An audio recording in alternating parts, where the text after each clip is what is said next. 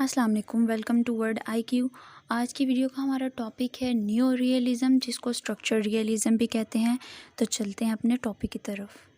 न्यो realism को समझने से पहले हमें लेवल ऑफ एनालिसिस का पता होना ज़रूरी है।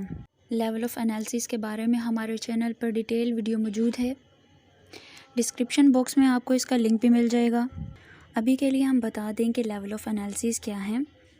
इंटरनेशनल सिस्टम में लेवल ऑफ एनालिसिस से मुराद ऐसे लेवल्स हैं जिनकी बेस पे स्कॉलर्स अपने एनालिसिस प्रोवाइड करते हैं।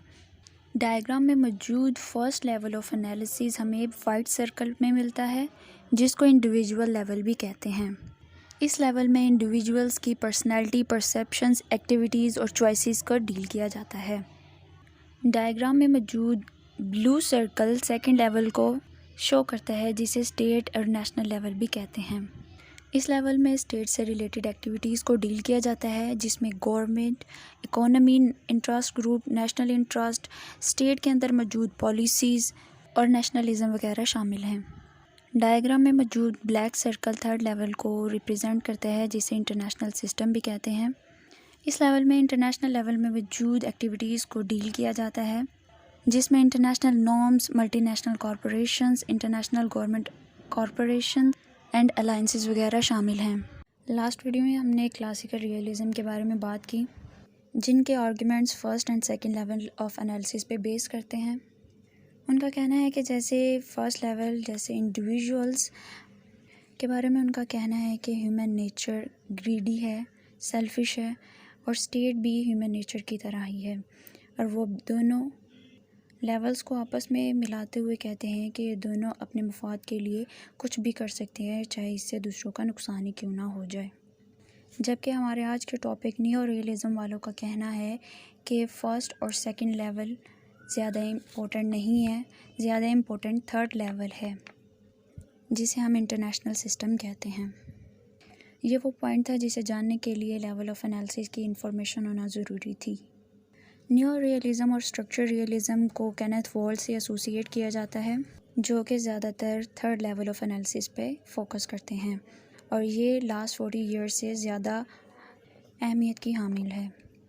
न्यो रियलिज़म की डिटेल्स बताते हुए इसे क्लासिकल रियलिज़म से डिफ्रेंशिएट करते हुए उन्होंने कहा कि असल में ह्यूमन बीइंग्स और स्टेट एग्रेसिव नहीं है, और ना ही वो अपनी पावर को मैक्सिमाइज़ करने के लिए हर वक्त कोशिश में लगी रहती है, बल्कि असल में ये दोनों ही इम्पोर्टेंट नहीं हैं। The thing that is more important is international system, और यही वो लेवल है जिस पे इस थ्योरी को डिफ़ाइन किया जाता है।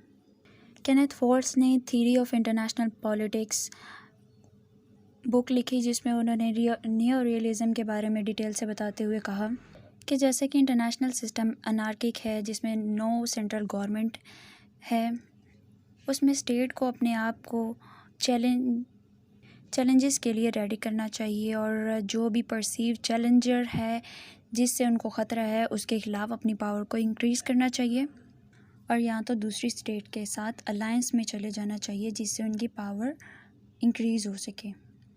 और जैसे कि स्टेट्स पावर की दौड़ में लगी हुई हैं, और इंटरनेशनल सिस्टम में जिसमें सिक्योरिटी डायलेमा पाया जाता है, लाइक हमें दूसरी स्टेट्स की इंटेंशंस के बारे में नहीं पता होता, तो ऐसी सूरत में स्टेट्स की फॉरेन पॉलिसी भी चेंज होती रहती है। लाइक अगर हम एशिया की बात करें, जिसमें चाइना और इंडिया दो पावर के तौर पर मानी जाती हैं, इसमें दोनों स्टेट्स एक दूसरे की पावर को डिक्रीज़ करने में लगी रहती हैं by increasing their own power. So इस सूरत में इंडिया चाइना के जो अगेंस्ट कंट्री जाती होगी, उससे अपनी फॉरेन पॉलिसी ज़्यादा बेहतर बनाएगा, और ऐसे ही चाइना जो स्टेट इंडिया या उसकी फ्रेंडली स्टेट के अगेंस्ट जाएगी, उसके साथ अपने रिलेशंस बेटर करेगा। लाइक इसमें हम कह सकते हैं कि इंडिया अपने रिलेशंस जैसे यूएस के साथ ज़्यादा बेहतर करेगा, और चाइना अपने रिलेशंस रशिया के साथ अच्छे बनाने की कोशिश करेगा।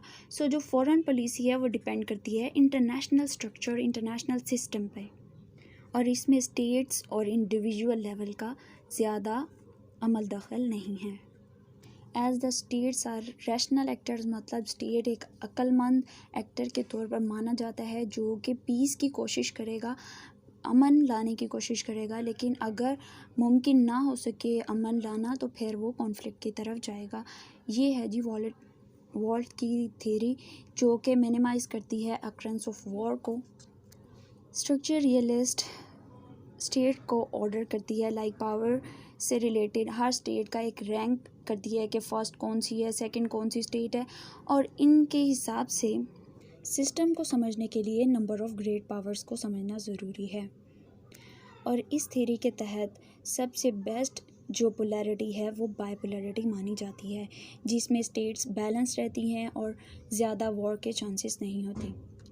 ये थी हमारी आज की वीडियो। उम्मीद करती हूँ आपको वीडियो अच्छी लगी होगी। मिलते हैं नेक्स्ट वीडियो में, तब तक के लिए अल्लाह हाफ़िज़, और हमारे चैनल को सब्सक्राइब करना ना भूलिएगा।